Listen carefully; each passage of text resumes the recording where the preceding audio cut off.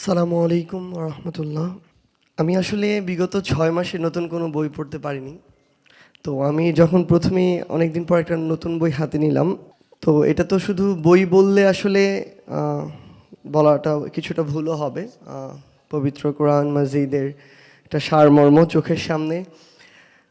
আমার আমার একটা চেষ্টা ছিল, সুযোগ ছিল যে আমি চেষ্টা করছিলাম বিগত প্রায় 1.5 বছর ধরে প্রত্যেক দিন সকালে প্রায় 50টা আয়াতের মতো যে কোনো একদম সিরিয়াল ওয়াইজ আর কি অর্থসহ পড়ার যে চেষ্টাটা, তো সেটা প্রায় শেষের দিকেই ছিল। তো সেই জায়গায় আমি যখন এই বইটা হাতে নিলাম, আমি দুইটার মধ্যে একটু পার্থক্য করছিলাম আর কি। তো একটু আগে হুজুর যেভাবে বললেন যে আমার কাছে মনে হয়েছে এই বইটা হচ্ছে আমাদের বই।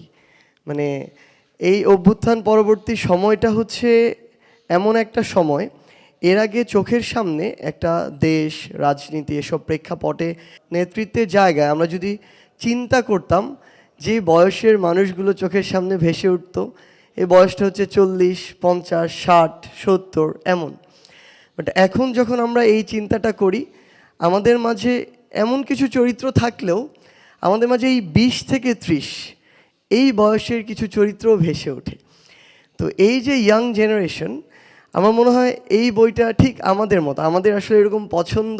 আমি একটু আগে দেখছিলাম যে সূরা বাকারা 286 আয়াত প্রায় পাড়া অতিক্রম করে চলে যায়, এখানে 6টা পেজে লেখা। আমি এই 6টা পেজ একবার পড়লাম বসে বসে। তো আমার কাছে মনে হয় যে একটা সামগ্রিক একটা সামারি আমার মাথায় এখন আছে, মূল মেসেজটা আমার মাথায় আছে। সো আমরা তো একটু ওই যে হুজুর মাত্র বললেন যে আমরা শর্টকাটে একটু অভ্যুত্থানে শর্টকাট ফলো করিনি, বাট এরকম বই পড়তে গেলে আমরা একটু শর্টকাটের দিকে যাই, একটু সামারি নেওয়ার ট্রাই করি। কিছুদিন আগে আমার একটা রাজনীতি রিলেটেড একটা বইয়ের পড়া দরকার ছিল, আবুল মনসুর আহমেদ আমার দেখা রাজনীতির 50 বছর। তো বই দেখি প্রায় 600 পেজের উপরে বই। পড়া কি ইউটিউবে সার্চ করলাম এটার উপরে কোনো রিভিউ ভিডিও আছে কিনা 10-15 মিনিটের। তো আগে সেটা দেখলাম। তো আমার কাছে মনে হয় যে আমরা মানে এই জেনারেশন যারা কিছুটা ভয় থাকে যে আমি ঠিকমতো কোরআন পড়তে পারি না, অর্থ প্রত্যেকটা লাইন বাই লাইন পড়া আমার জন্য টাফ। সো আমাদের জন্য অলরেডি একটা সামারি আমাদের হাতে চলে এসেছে। এবং আমার মনে হয় যে আমরা যারা এই তরুণ প্রজন্মের প্রতিনিধি, আমাদের প্রত্যেকের বুক সেলফে, মানে আমরা একটা জিনিস হয় কি, আমি আমার বুক সেলফে কখনো একদম সবার উপরে একটা জায়গায় কোরআনকে রাখি না। আমার হাতের কাছে একদম যে জায়গাটা, চেয়ারে বসলে যে জায়গায় হাত দিলে পাবো, ওই জায়গায় রাখা, সেলফের মাঝামাঝি।